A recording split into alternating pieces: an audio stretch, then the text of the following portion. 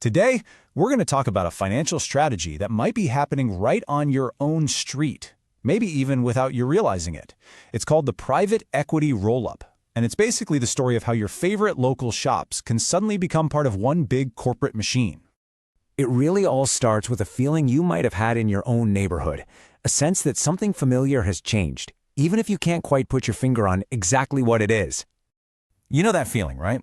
The little family-owned plumbing business you've trusted for years, or that vet where they know your dog's name by heart. And then one day, bam, there's a new, slick, corporate-sounding name on the sign. The whole vibe just feels different, and you're left kind of wondering what happened.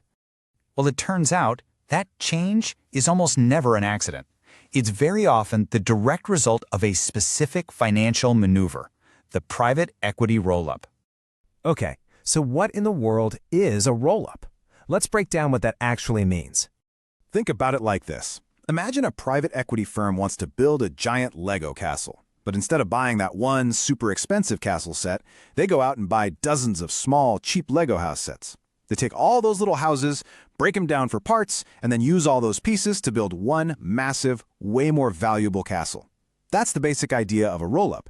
You consolidate a bunch of small, independent businesses to create one big, powerful company. And you better believe this doesn't just happen randomly. There's a very specific playbook these firms follow to make it all happen. Now, according to the source material we're looking at here, this whole strategy really boils down to two main goals. First, it's about acting like a magnet for money, streamlining everything to pull profits up from the local level.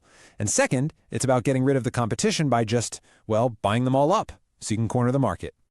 What's really fascinating is just how methodical this playbook is. Let's walk through it. Step 1, they target what's called a fragmented industry. That means one with tons of small independent shops, like local vets or plumbers. Step 2, they buy one really strong, successful business to use as their platform. Think of it as the foundation. Then, step 3, they start buying up all the smaller competitors in the area as add-ons. Now, step 4 is absolutely crucial. They centralize all the back office stuff. We're talking billing, marketing, you name it, to slash costs everywhere. And the final step, the grand finale, is step 5. After a few years of this, they sell the new, giant company for a massive profit. And here's the magic trick behind that profit. Big companies are valued way higher than small ones. So by rolling up all these little guys, they've created something that the market sees as way, way more valuable. Okay, so that's the game plan, but what does a financial strategy like this actually mean for our communities? What does it feel like on the ground when this happens? The source we're looking at uses some pretty powerful language, to say the least. It calls this trend a private equity parasite. The argument being made is that this whole thing isn't really about building better businesses. It's about siphoning wealth out of a local economy and shipping it off to distant investors. This slide really lays it all out, doesn't it? It's like a before and after picture, according to the source. So on the left, you've got the local original. The focus is on its reputation in the community, service that's tailored to what people actually need, and profits that, stay local. But then look at the right, the rolled-up version.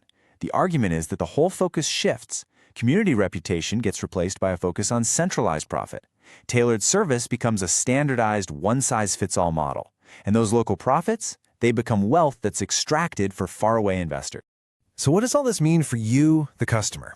Well, the source alleges there are some pretty direct consequences.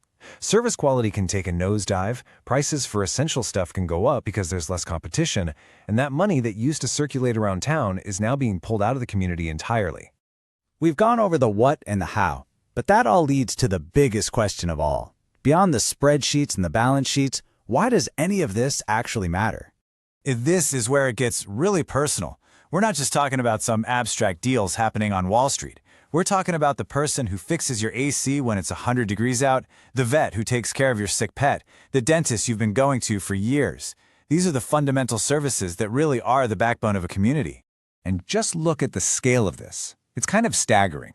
It's happening with HVAC shops, vet clinics, dental offices, plumbing services. The source even points to youth sports leagues. This trend is touching almost every part of local life, especially those services we really depend on for our health, safety, and well-being. So yeah, the stated goal of a roll-up is to create efficiency and value. But as more and more of our local infrastructure gets consolidated this way, it forces us to ask a really critical question. What is the true cost of all that efficiency? And who's the one who ultimately pays the price?